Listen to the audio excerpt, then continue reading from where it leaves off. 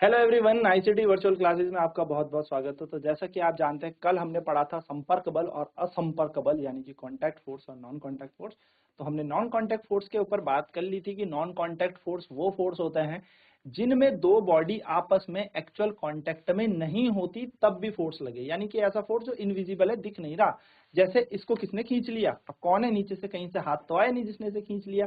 यानी कि यहाँ पर क्या हुआ है, एक पृथ्वी द्वारा एक गुरुत्वाकर्षण बल लगा है जिससे ये बॉडी अर्थ की तरफ यानी कि पृथ्वी की तरफ खींची चली गई है। तो हम बात कर रहे थे नॉन कॉन्टैक्ट फोर्स में, और अब हम बात करेंगे उसी में एक सबसे बेहतरीन उदाहरण जिसको हमने फील किया है, जिसमें हम रहते हैं, जो पृथ्वी भी हम पर लगाती है, विच इज ग्रेविटेशनल फोर्स, गुरुत्वाकर्षण बल। So you know that a coin or a pen falls to the ground when it slips off your hand. जब भी आपके हाथ से कोई भी चीज गिरती है तो नीचे ही गिरती है ना, नीचे की तरफ गिर जाएगी। तो होता क्या है, हमारे हाथ से निकला और पृथ्वी की तरफ में गया, यानी कि as soon as it is detached from our hand, हमारे हाथों से जैसे ही वो डिटैच होता है यानी कि छूट जाता है, तो उसके बाद फिर वो नीचे ही गिरता है, हवा में ऊपर नहीं जाता है ना। तो ऐसा कभी सोचा है, have you ever wondered why it is so, ऐसा क्यों होता है, कभी सोचा है कि जब कोई कॉइन यानी कि कोई सिक्का आपके हाथ से गिर जाए तो वो आपके हाथ में ही रुका क्यों नहीं रहता, वो रिलीज होते ही नीचे की तरफ यानी कि डाउनवर्ड क्यों जाता है। सो ये सीधी सीधी बात है कि state of motion of the coin undergoes a change.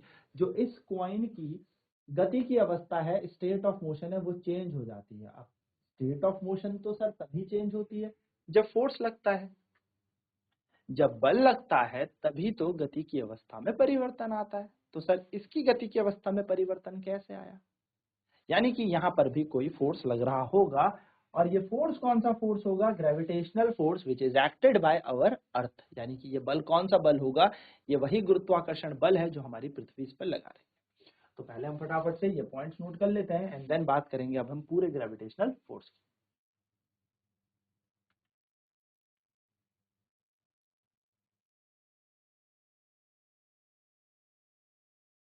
तो देखिए, ऑब्जेक्ट और thing fall toward the earth because it pools them. जितनी भी वस्तु होती हैं वो पृथ्वी की तरफ क्यों आती हैं, क्योंकि पृथ्वी उन्हें अपनी तरफ खींचती है, यानी कि पुल करती है। और उसी पुल को हमने क्या कहा है, फोर्स ऑफ ग्रेविटी या जस्ट ग्रेविटी। इसी खींचने को हमने क्या कहा, गुरुत्वाकर्षण बल कहा या फिर गुरुत्वाकर्षण कहा। ठीक है, तो गुरुत्वाकर्षण कैसा होता है, एक अट्रैक्टिव फोर्स होता है, हमेशा आकर्षित बल होता है। कभी भी कोई वस्तु गुरुत्वाकर्षण के कारण दूर छटक के नहीं जाएगी, उसके पास ही आएगी। यानी कि ऑब्जेक्ट ओनली अट्रैक्ट टुगेदर, एक दूसरे को अट्रैक्ट तभी करेंगे, उनके बीच ग्रेविटेशनल फोर्स हो। The force of gravity act on all object, यानी कि जो फोर्स ग्रेविटी का है वो हर एक ऑब्जेक्ट पे लगता है। The force of gravity act on all of us at all the time aware of it. हमें तब भी लगता है जब हमें नहीं पता कि हम पे ग्रेविटी लग रहा है, हमें तब भी नहीं पता, अभी भी हमें ऐसा लग नहीं रहा होगा हम पे ग्रेविटेशनल फोर्स लग रहा है, पर डेफिनेटली हम पे ग्रेविटेशनल फोर्स लग रहा है। ठीक है, water begins to flow towards the ground as soon as we open the tap. जैसे ही आप नल का खोलोगे वो पानी नीचे गिरने लगेगा, क्योंकि उस पर ग्रेविटेशनल फोर्स लग रहा है, ग्रेविटी लग रही है। Water in rivers flow downward due to the force of gravity. और पानी हम कहते हैं ना नीचे की तरफ बह रहा है, या नदियां हमारी बह रही हैं, ये भी गुरुत्वाकर्षण के कारण ही बहती है। कभी सोचो नदी ऐसे बह रही और इतनी बड़ी चट्टान आगे से आ जाए या कुछ चीज लगा दोगे तो नदी इसके ऊपर थोड़ी जा पाएगी, नदी नीचे ही आएगी। ठीक है, तो नदी हमेशा क्यों बहती है, क्योंकि ग्रेविटेशनल फोर्स उसे नीचे की तरफ खींच रहा है। तो नदियों का बहाव हो चाहे कुछ भी हो, ये सब ग्रेविटी के कारण। चलिए नोट करेंगे इस बात को।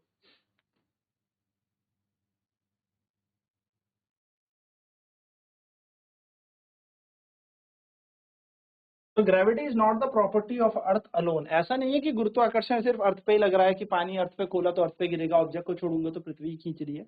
ग्रेविटी ऑब्जेक्ट पे डिपेंड करता है, यानी कि अंतरिक्ष में, हमारे ब्रह्मांड में, हमारे यूनिवर्स में जितने भी ऑब्जेक्ट हैं आपस में वो क्या करते हैं, एक दूसरे पर एक अट्रैक्टिव फोर्स लगाते हैं।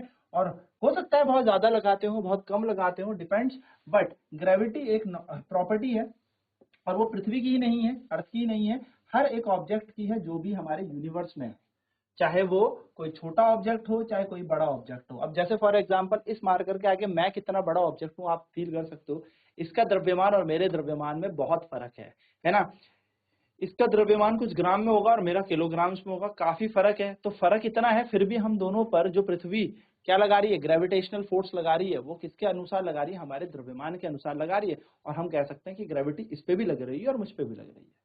तो चाहे वो छोटा ऑब्जेक्ट हो चाहे बड़ा ऑब्जेक्ट हो, ग्रेविटी दोनों पर लगेगी। ऐसा नहीं कि छोटा ऑब्जेक्ट है उस पर ग्रेविटी नहीं लगेगी, बड़े ऑब्जेक्ट है तो उस पर ग्रेविटी यानी कि गुरुत्वाकर्षण बल लगेगा। तो जो ग्रेविटी है वो हर एक ऑब्जेक्ट पे, हर एक वस्तु पर लगती है। Doesn't matter how small it is, how large it is, कितनी छोटी है कितनी बड़ी है, उससे कोई फर्क नहीं पड़ता।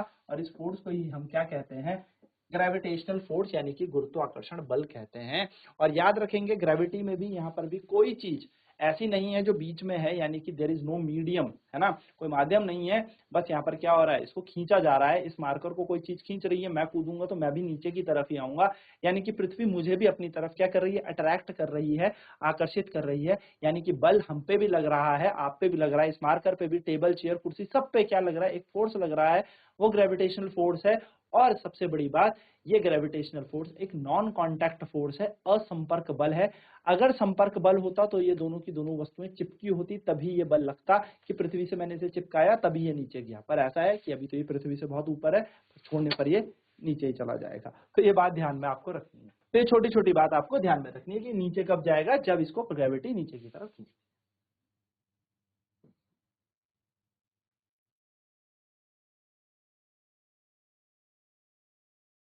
चलिए अब बात करेंगे प्रेशर की। आपने सुना होगा प्रेशर के बारे में। प्रेशर यानी कि दबाव, या जिसको हम कहते हैं दाब। तो हम लोगों ने कक्षा 7वीं में ये पढ़ा था कि जब बहुत तेज हवाएं चलती हैं, साइक्लोन आता है, तूफान आता है ना, तो हमारे छत, जो घरों के छत होते हैं, रूफ टॉप होते हैं, वो उड़ जाते हैं, ब्लो अवे, उड़ जाते हैं, है ना। बहुत तेज तूफान आया तो जहां पर मतलब कच्चे हाउस थे, कच्चे हाउस की छत जो है उड़ गई। हम ईंट बजरी की दीवारों की बात नहीं कर रहा हूँ, पर कच्चे हाउस जिनमें टीन है या तिरपाल वगैरह होता है, वो जो उड़ जाते हैं, जनरली ब्लो ऑफ हो जाते हैं। You also learn that winds and cyclones, यानी कि जो तेज हवाएं होती हैं या चक्रवात होते हैं, ये किसके कारण बनते हैं, डिफरेंस इन प्रेशर, प्रेशर दबाव के कारण बनते हैं। प्रेशर दबाव आ जाता है, दबाव का गैप आ जाता है, एक जगह हाई प्रेशर बन रहा हो जाता है, एक जगह लो प्रेशर। हाई प्रेशर यानी कि बहुत तेज हवाएं घूम रही होंगी वहां पे, लो प्रेशर जहाँ पे कम हवाएं घूम रही होगी। तो हाई प्रेशर से लो प्रेशर की तरफ क्या आ जाएगी, तूफान चला जाएगा, हवा चली जाएगी। यानी कि हमेशा हाई प्रेशर से लो प्रेशर की तरफ तूफान जाएगा, यानी कि जहां पर लो प्रेशर बन रहा होगा उधर की तरफ क्या आ जाएगी, तेज हवाएं आएंगी और यहाँ की छत वत उड़ा के लेके चली जाएंगी। तो ये है क्या कहानी, कहीं ना कहीं यहाँ पर यही तो समझ में आ रहा है कि हाई प्रेशर लो प्रेशर यानी कि उच्च दाब निम्न दाब, जिसके कारण क्या हुआ, हमारी छत उड़ गई। मतलब हमारी नहीं, जो नॉर्मल हम कह सकते हैं कि जो एक कच्चा हाउस होता है, कच्चे मकान होते हैं, उनकी छत कई बार ब्रेक डाउन हो जाती है, उड़ जाती है, या फिर बेसिकली वहां के लोगों को थोड़ी प्रॉब्लम आती है during the cyclone and winds. So basically यहाँ पर हो क्या रहा है कि ये प्रेशर कहीं ना कहीं कुछ फोर्स लगा रहा है। जैसे यहाँ पर एक आपको मैं उदाहरण देता हूँ, try to push a nail in a wooden plank by its head. आप क्या करना, आप एक कील को एक लकड़ी में, मतलब लकड़ी का जो फट्टा होता है जिसको हम प्लैंक कहते हैं, ठीक है, उसको इंसर्ट करना। और इस तरीके से करना, कील जनरली आपने ऐसे देखी होगी, थोड़ी मोटी कील मैं बना रहा हूँ, पर कील जनरली आपने ऐसे देखी होगी कील। अब कील आप ऐसे रखना, ठीक है, इस तरीके से, और यहां से हैमर मारना, यहां से हथौड़ा मारना। क्या ये कील इंसर्ट होगी, देखो ये कील ऐसे जाएगी या ऐसे जाएगी।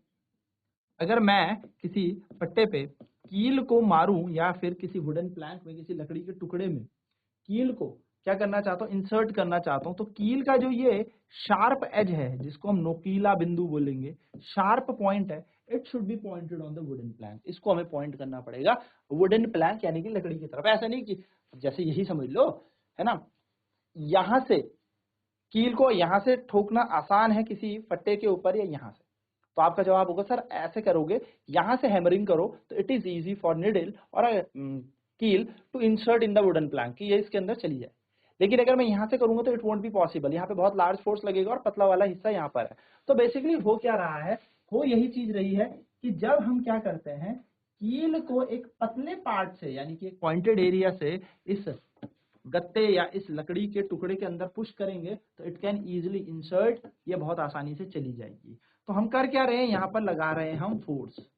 क्या लगा रहे हैं, बल लगा रहे हैं, जिस बल के कारण क्या हो रहा है, यहाँ पर इस क्षेत्रफल पर, इस एरिया पर क्या लग रहा है, प्रेशर लग रहा है। और इस प्रेशर यानी कि इस दबाव के कारण क्या हो रहा है, ये कील अंदर की तरफ यानी कि इंसर्ट हो रही है।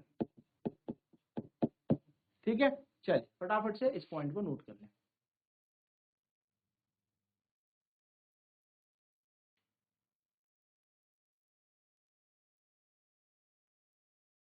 ठीक है, तो यहाँ पर क्या लग रहा है, प्रेशर लग रहा है, ध्यान रखेंगे।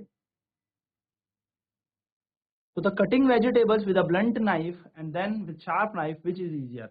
तब आपने सब्जियां भी काटी होंगी, तो खुंडा बोले तो जिसको हम कहते हैं कि एकदम ब्लंट यानी कि अनशार्प्ड नाइफ, जो बेसिकली शार्पन नहीं है, उसकी एजेस बहुत ज्यादा पतली नहीं है, जिसको हम बोलते हैं ना पैना चाकू।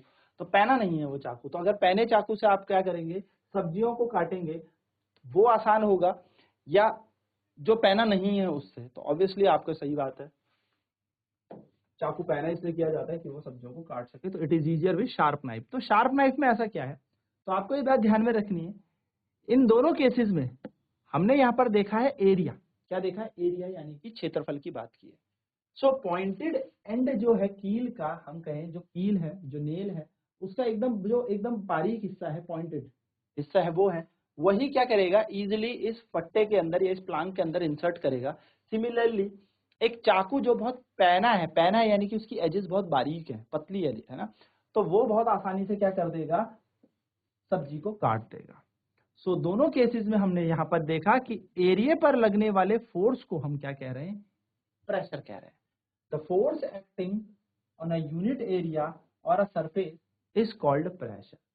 तो प्रेशर का फॉर्मूला क्या हो गया, फोर्स अपॉन में area in which it acts. तो हम अगर बात करें यहाँ पर प्रेशर की, दबाव की, तो प्रेशर क्या होता है हमारे पास, दबाव, प्रेशर। तो pressure is equals to force acting upon area, जिस एरिया पर फोर्स लग रहा है, यानी कि दबाव बराबर बल बटा क्षेत्रफल होगा, यानी कि P इक्वल्स टू हम लिख सकते हैं F अपॉन में A, यानी कि हमारा प्रेशर दो चीजों पर डिपेंड कर रहा है। प्रेशर कितनी चीजों पर निर्भर कर रहा है, दबाव हमारा दो चीजों पर निर्भर कर रहा है, एक है बल और एक है क्षेत्रफल। चलिए नोट कर लें इस पॉइंट को, फिर आगे चर्चा करते हैं।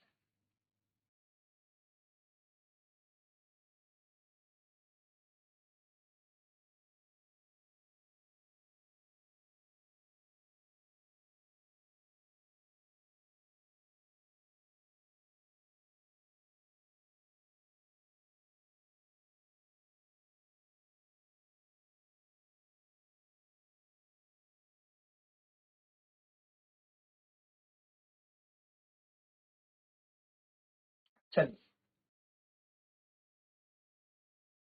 ये हमने देख लिया।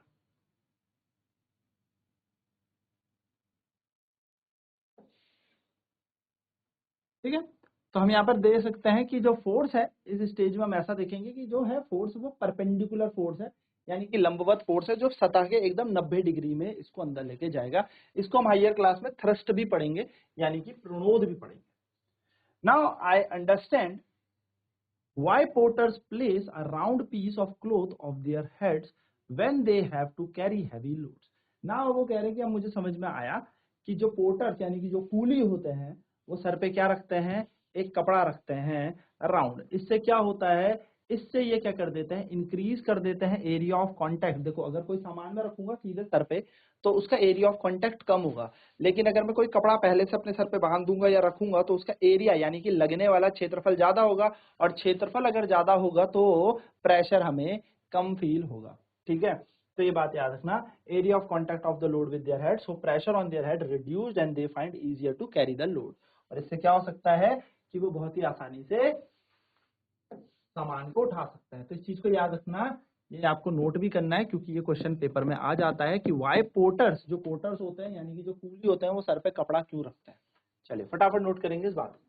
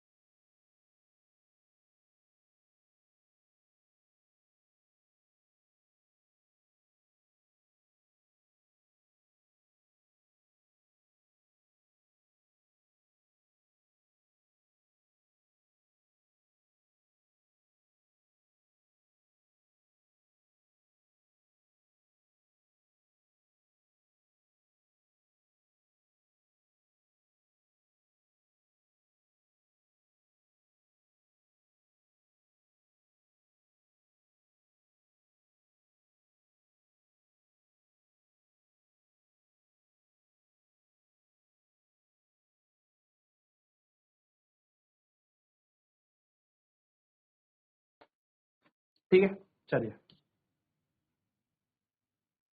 तो नेक्स्ट यही है, note that the area is in the denominator in the above expression. तो अगर मैं आपको इस चीज को समझाऊं तो आप ध्यान से देखें, pressure is equals to force upon area जा रहा है, यानी कि दबाव बराबर हमारा जा रहा है बल बटा क्षेत्रफल।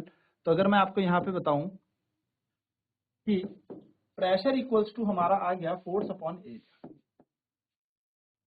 तो प्रेशर यहाँ पर दो चीजों पर डिपेंड कर रहा है, जैसे कि हमने फॉर्मूला लिख ही लिया है, pressure is equals to force upon area, यानी कि दबाव बराबर, क्या हम इसे दाब भी कहते हैं, दाब बराबर बल बटा क्षेत्रफल। यानी कि हमारा प्रेशर जो है, किसी भी चीज का प्रेशर अगर हम अप्लाई करें तो प्रेशर दो चीजों पर डिपेंड कर रहा है, एक है फोर्स और दूसरा है एरिया। यानी कि दाब दो चीजों पर निर्भर कर रहा है, दाब यहाँ पर दो चीजों पर निर्भर कर रहा है, एक है हम बल और दूसरा होता है क्षेत्रफल। तो बल और क्षेत्रफल ये दो चीजें हो गई, ठीक है। नाउ अगर मैं बात करूं फोर्स की, तो फोर्स क्योंकि देखो अबव है, ऊपर है, फोर्स ऊपर है, तो बल अगर बढ़ेगा, ठीक है, बल को बढ़ाया तो दबाव यानी कि प्रेशर भी बढ़ेगा, प्रेशर भी बढ़ जाएगा। यानी कि अगर आप बल को लगाएंगे तो बल जितना ज्यादा बढ़ाएंगे दाब उतना ज्यादा बढ़ जाएगा, इन दो चीजों पर निर्भर कर रहा है।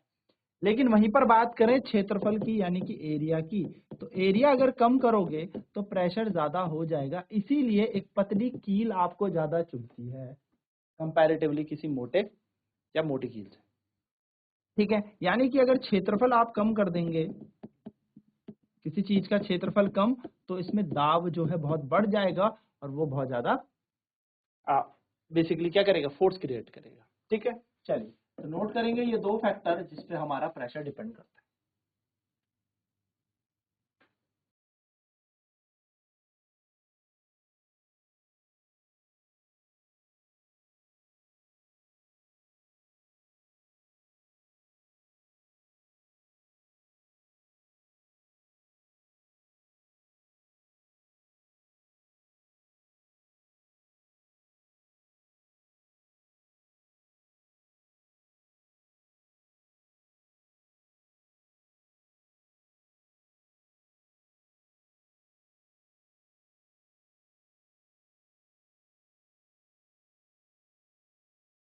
तो ये बात आपको छोटी छोटी ध्यान रखनी है, ठीक है, इसी पर हमारा निर्भर है।